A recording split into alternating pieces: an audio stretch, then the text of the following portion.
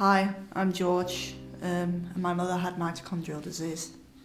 Hello, my name is William Young, and my mother sadly had mitochondrial disease.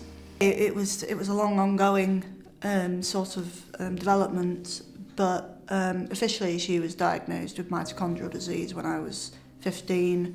I think it had taken her a couple of years to actually get that diagnosis because she had a lot of conditions quite back to back within a very short period of time. From like 2008 to like 2013 she'd been diagnosed with several conditions. There was a notable decline in her capabilities, physically and mentally, faculties, eyesight, hearing, balance, memory, coordination, ability to think coherently. And then only then later when they finally got through a diagnosis did they say actually it's all coming from one source, one foundation, mitochondria. So the reasons why your organs are failing, why your sight is failing, why your ability to think and everything, it's all coming just from your cells being unable to withhold energy. I think when she was diagnosed we were only told so much because I think they only knew so much, and I think the doctors at the Newcastle clinic only knew so much. I think I remember asking how severe would it get, and they said well it would be a gradual thing, and she could be blind by the time she passes away. It wasn't like right, you've got a diagnosis, we're going to give you this and this and this, and you're going to get these carers coming in. It was really just that, this is what might happen. It wasn't until our father sadly suddenly passed away. That's when came in. Age UK stepped in and they came round, and it was. But it was all very sudden, very quick, very sudden and abrupt. That's when the majority of what we do know currently came to us in 2018, but all at once. Just how serious it was, and that was because our father had been doing a good job at managing both us and her as well. When he died, it was a reality shock, as well as obviously being a very sudden bereavement. But it really was a kind of like, oh, actually, we've not just lost one parent, we've actually lost both of them. Because I suppose in that moment you're thinking, people were saying to me, well, at least you've got your mum. Thinking that your mum can step in and help you, but she couldn't. So I was about to go to university, and I realised that I was going to be doing it kind of essentially by myself, which was a very as well as having to now come to the terms with the fact of what happened to our father and why. By that point, Mum was kind of, I think, she'd given up emotionally. I think. No, she had been the mother we knew had been. Well, you could say deceased. It was going by for that quite point. A long time. You could say stripping away her personality, and eventually, obviously, got to the point where she had to go into care. That was just 2 days, as it turned out, before lockdown in 2020.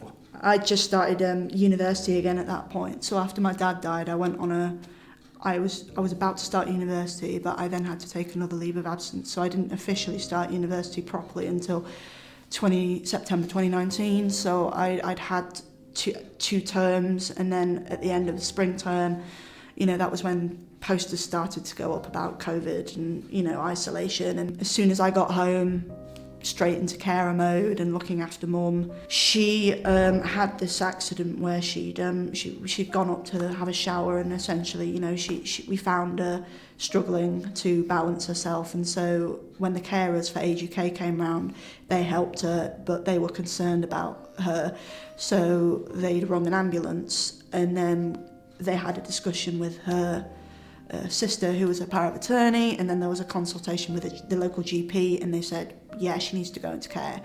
And they said, there is a spot at a local care home not far from here.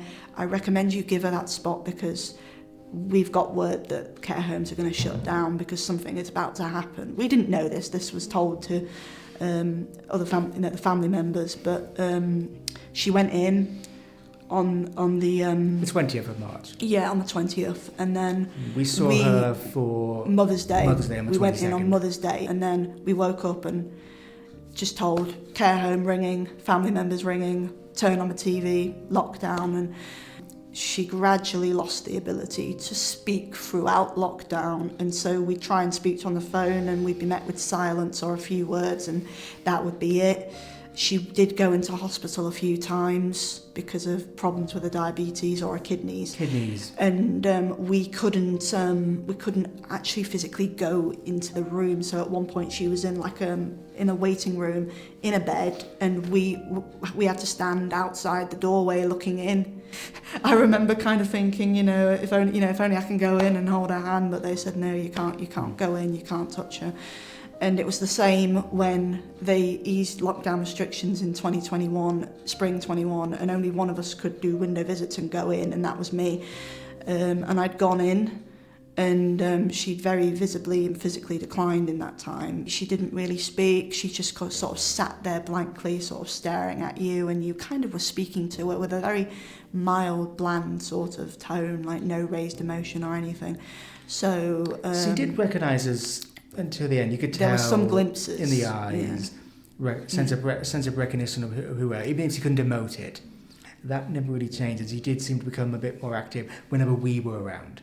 Yeah, the nurses did note that she, as it got closer towards the end of her life, that she would eat more. She was more responsive to eating when we were around, trying to encourage her. The last time I saw her before she'd declined was because I was in my third year by this point in 2022, and I'd come home for the Easter holidays, and I walked into the room and I said hello, and I was always concerned every time I went off to uni for several months, like, would she recognise me when I came back?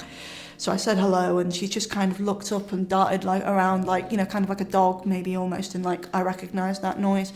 And then when she saw me, her eyes just sort of there was this gleam to them, and she opened her mouth and she actually was able to say hi, but that was the only thing she said, but it kind of told me that she still recognised me somehow. And then I went back to university 2 weeks later, and then that same week, William messaged me saying, you've got to come home, it's happening. She's probably going to go at the weekend, and then she did the following day. Every single time it seemed like, right, she's been rushed into hospital, her kidneys are declining, she's got 16% function. She would still be alive by the end of it, and so we were kind of all amazed at how is she still coping physically with all this, because she looked so frail and so weak. I think subconsciously it was a strong will, but I think there was still a very quiet determination about her that I think was still there. Never faded. No.